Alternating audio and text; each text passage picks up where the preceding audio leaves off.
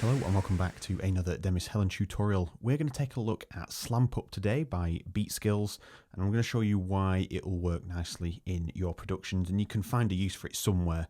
Where some of you might think the demonstrations on certain instruments might not work for you, it might work on other ones as well. So I'm not going to show you everything, I'm just going to show you a few. And before we go into the video, let's just take a look at the UI and just see what is happening here. We have input and output controls. Bark gives control to saturation, distortion, and manipulates the harmonics a little bit. And the bite gives you the control over compression. So the harder you hit that bite, the more compression is slamming down onto your sound. And finally, we have the dry-wet control. We come across a few presets. If you click on here, you get different types of dog and it'll give you different types of settings. Let's get into the tutorial. So if I just close Slam Pup on there, I've got it in a few locations. So I have one here on the leads pluck, I have one here on the bass, and I have one over here on the kick and on the master out.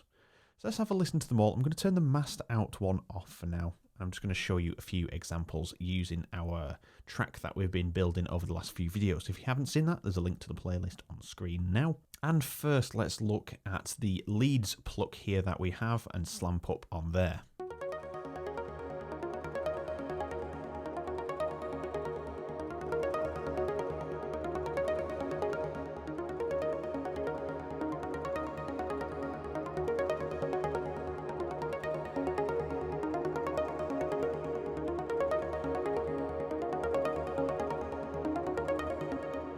You can just about hear when I'm switching that on and off. I'll let you listen to it again in a second, that the bite here where the compression is sort of mediocre, we'll call it, you can hear it just crushing those peaks a little bit, and you can hear the compression at work, and the bark is relatively minor as well, so you can just hear a very subtle difference. I tend to hear Slam Pup more on the lower frequencies than the mids to uppers. It's a little bit more obvious on the lows, so I'm just showing you that you can add a bit of warmth into your sound using this feature, and we'll look at increasing the bark and I'll show you as well. So I'll just do some A-B comparisons. I'll let the 4-bar loop play. Start with on.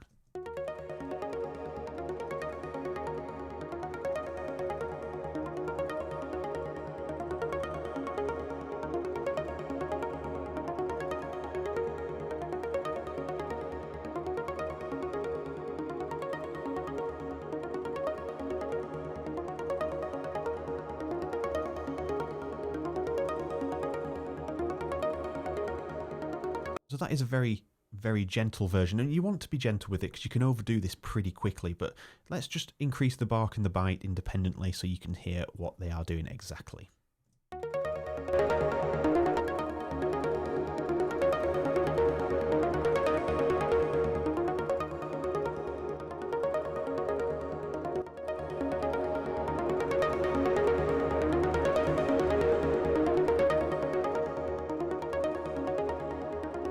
You can hear the bite makes it a little bit louder, but it's slamming those peaks down, and you can hear them being crushed just a little bit, and it does sound quite nice. It gives it that extra texture of warmth and gets really quick and easy results on certain sounds. Now, having said that, I technically wouldn't use it on my leads pluck. I'd maybe use it on the bus for the leads, just add a little bit of warmth in because it does have a nice sound, but in my personal opinion, I'm going to use it for more of the basses, adding a little bit of warmth into them. Moving on to the rolling bass down here, let's have a look here. Slam Pup open. And again, this is a little bit more aggressive on the bark, but a little bit less on the bite, but we've got the full wet signal.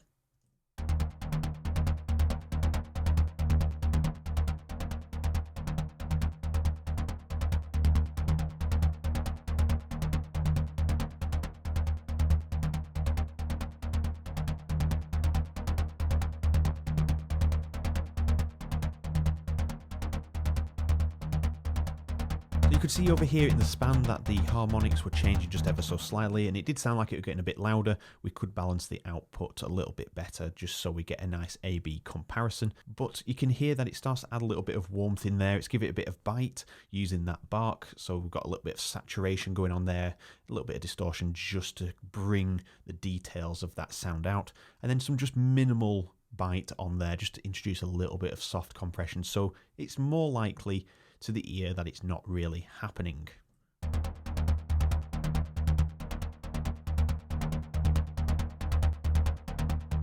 here when it's on, the span just increases a little bit and it just adds a little bit more body into there.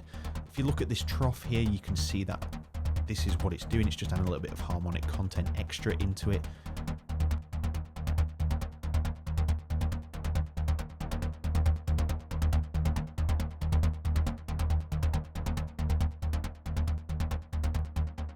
But don't attribute that as that is adding a lot of harmonics in there. That is down to the output being slightly louder than the original. But we can compare those easily just by turning down the output. But you'll get that warmer sound anyway. And the reason for putting it on a bass, especially a rolling bass, it's giving it more power, more energy, but only ever so slightly. So then when the next item in the chain of processing comes along, it'll be processing quite a full sound instead of it being quite weak. It'll have a fuller, more bodied sound, and that's what you're looking for. You're looking for that full spectrum of sound rather than something that sounds like it's just got an individual frequency range that is just honing in on that area. You just want something a little bit rounder sometimes, and that gets you that result. Moving on to the kick. Now, this is interesting for the kick drums. I probably wouldn't necessarily use it myself, but it does have an interesting effect. So if we open up Slam Pup here, and we can see that we've got the settings the opposite way around to what we had last time. We've got very low bark, but we've got high bite. So it's applying more compression. And at the same time, we've got a little bit of parallel compression going on there. We're letting a little bit of the original signal come through. So let's have a listen and see what they sound like A and B'd.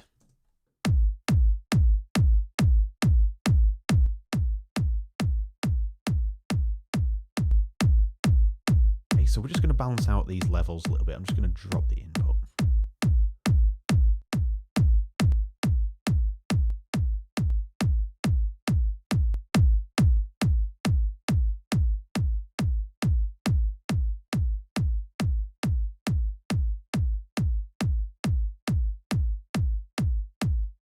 Okay, so now we can hear that the sound has got a little bit of distortion, and when we hear this turn on and off, you'll hear the kick go dry, and then you'll hear that little bit of distortion coming back in.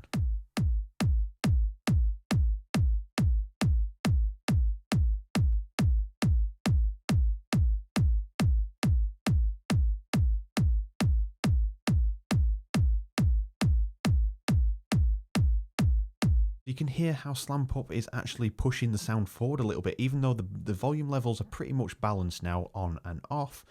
You can hear that the kick seems to draw forward a little bit because it's giving it a fuller, rounder sound, even though we've only applied a slight amount of bark there, but some serious bite, which is really compressing it down, doing what a compressor would do, and we're really slamming it there at the moment on that bite. You can overdo it, but having said that, that didn't sound too bad at all.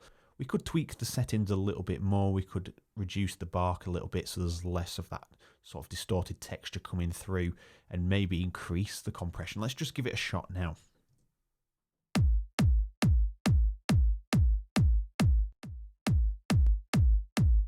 We've got a nice full round sound there with the extra bite.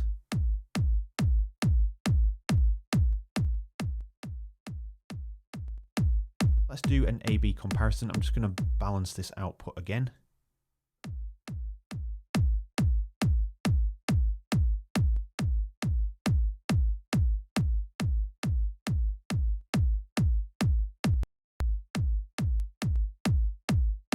It definitely has more power. We could increase that, but we'd start increasing the distortion if you hear now. We could use this on a kick drum just to give it a little bit of extra beef before we start putting it through a compressor and just giving it that overall roundness, or any sort of audio shaper. We could actually give it the power it needs and then use a LFO shaper like LFO Tool or Evade. We could use those to shape it after. So in summary, maybe not on a kick drum in my taste, but if you wanted that fuller, rounder sound and you wanted a bit more grit in the kick drum, that might be a good option. Even if you're layering kick drums, you could put this onto the click or the body of the kick just to give it a little bit of drive over the rest of the samples when you're layering, just to give it a nice, fuller sound. And finally, on the master out, can we use it to enhance the sound a little bit more? Does it work? Is it advisable? Now, my opinion is probably not advisable to use this on there, because you can overdo it pretty quickly, and especially if you don't know what you're really hearing from Slam Pup when you're doing this. So let's have a look at what I've dialed in here. You can see that we've got the bark set to about 11 o'clock. That's giving some saturation and introducing a little bit of distortion there, as you've heard from the previous demos of it on different sounds. If we go a bit further and go into aggressive, then we start to hear that distortion really cut through. So I just started here with a 0 byte. It's just one notch over the original position. Full wet, let's have a listen.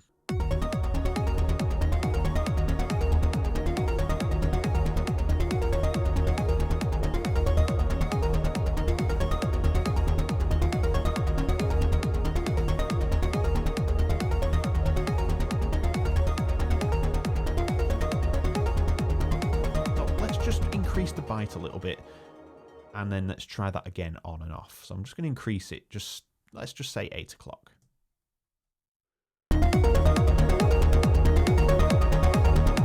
So immediately you can hear that it's way too harsh. So can we compensate that by reducing the bark, or should we drop the byte?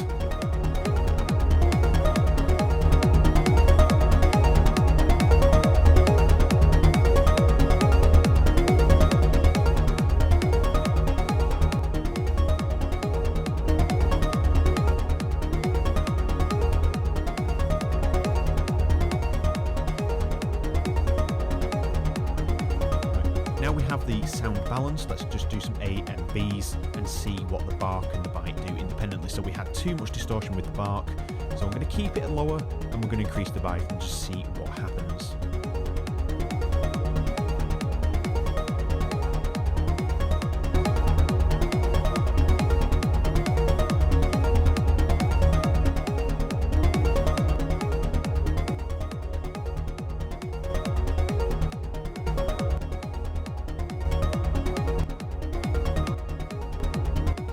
Probably not the best plugin to put on your mastering out. Even though it does sound good, it does add a little bit of warmth. I do like the sound. I don't like how it's not controllable by fine tuning. You could hear that it jumped pretty harshly, shall we say.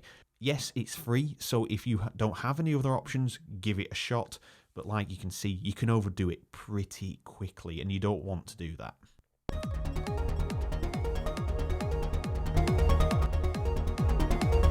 You see on the byte there, I'm just moving it ever so slightly, and it's probably giving it a 2 dB increase.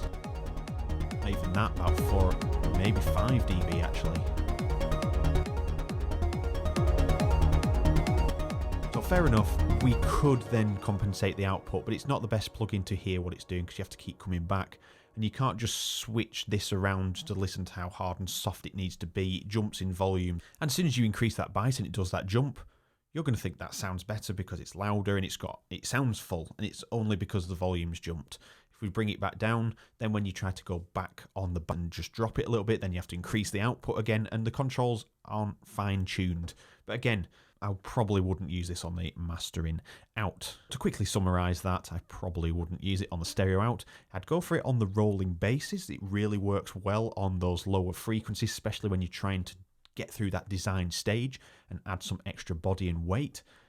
I wouldn't use it on the kick, but it didn't sound too bad, but I just wouldn't use it in my personal preference, but it is usable. And then the lead pluck there, it adds a little bit of warmth to the lead pluck, but it's not doing significantly enough for me to see that it's making a huge contribution to the sound. And we don't always want to make huge changes to the sound, we want to just tweak it a little bit. But I think Slam Pup's just more of a quick, easy result plugin, which it's really good at.